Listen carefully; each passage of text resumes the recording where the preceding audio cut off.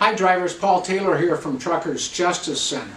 We are an employment law firm representing truck drivers in claims against their employers. I want to talk to you about a recent win we had, which has had some broad ramifications for the entire trucking industry. The case was called Michael Raziano et al., which means there were others drivers in the case, versus Albertsons LLC. Albertsons is a grocery store chain. I believe they own Jewel and Osco and Safeway stores.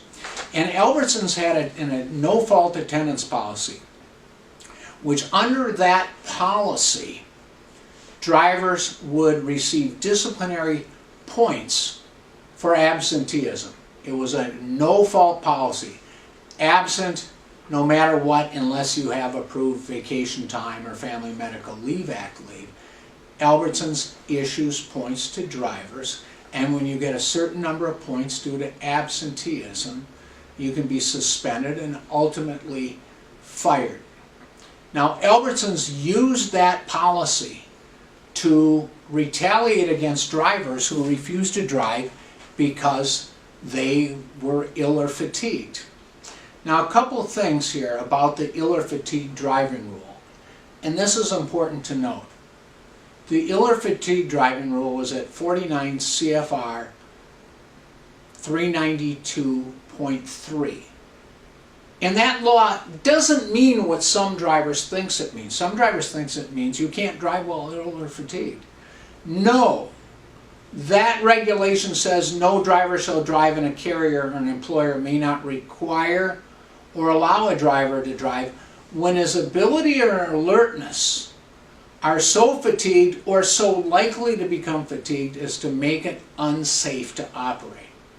So in other words, basically the dispatch must contemplate that you're going to become too ill or fatigued to safely drive, or that you are immediately, upon refusing to drive, too ill or fatigued to safely drive. You know, I'm not talking about you super truckers who can drive with no sleep and think you know when your body tells you to rest.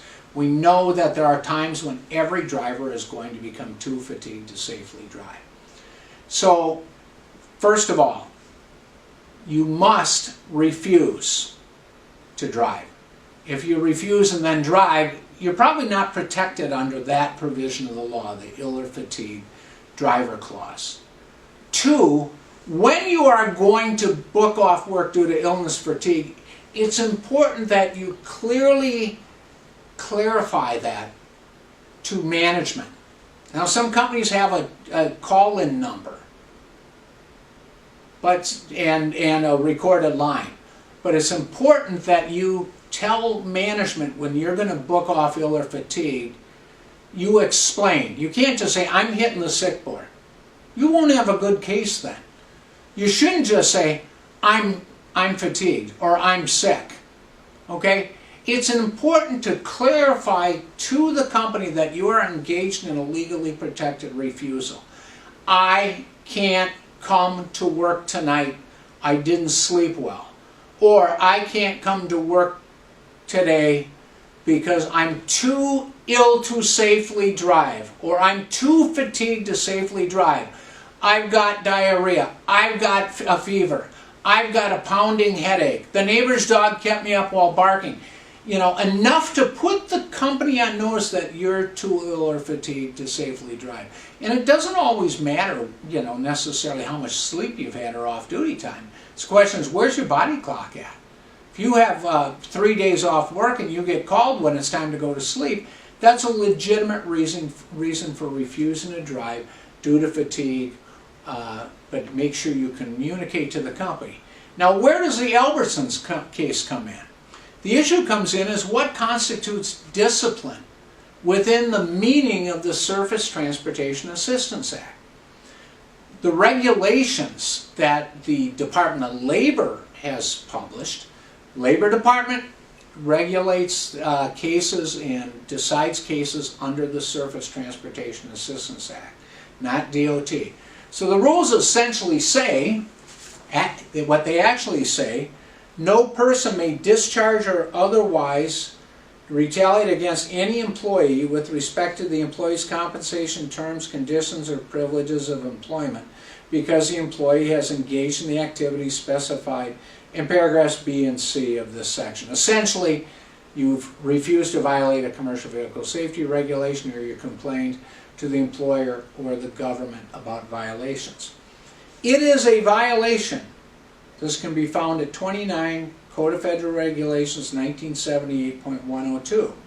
It is a violation for any person to intimidate, threaten, restrain, coerce, blacklist, discharge, discipline, harass, suspend, demote, or in any other matter retaliate against an employee because the employee or a person acting on behalf of the employee has done any of those things that we've talked about, which means refuse to violate a commercial vehicle safety regulation or complain about violations of commercial vehicle safety regulation.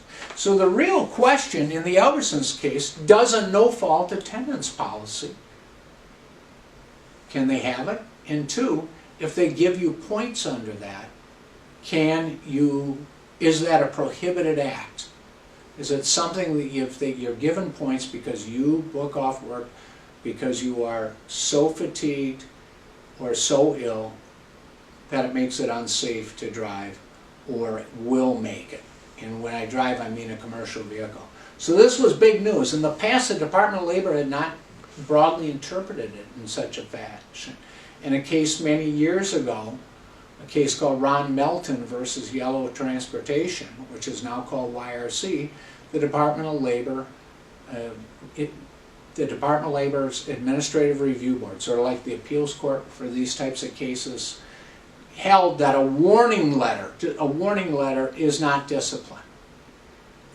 Yet now we have a very broad interpretation, a very broad application: harass, suspend, demote, issue points, any sort of discipline that disciplines you because you refuse to drive due to illness or fatigue that impairs your ability to safely drive, or will, then you have a claim if you're coerced, harassed, disciplined, given points, given warnings. We get companies that do written verbal warning. I don't know what a written verbal warning is because it's hardly verbal if it's written, but any sort of discipline because you exercise your rights to refuse to drive in violation of a commercial vehicle safety regulation, including but not limited to the ill or fatigued driver rule.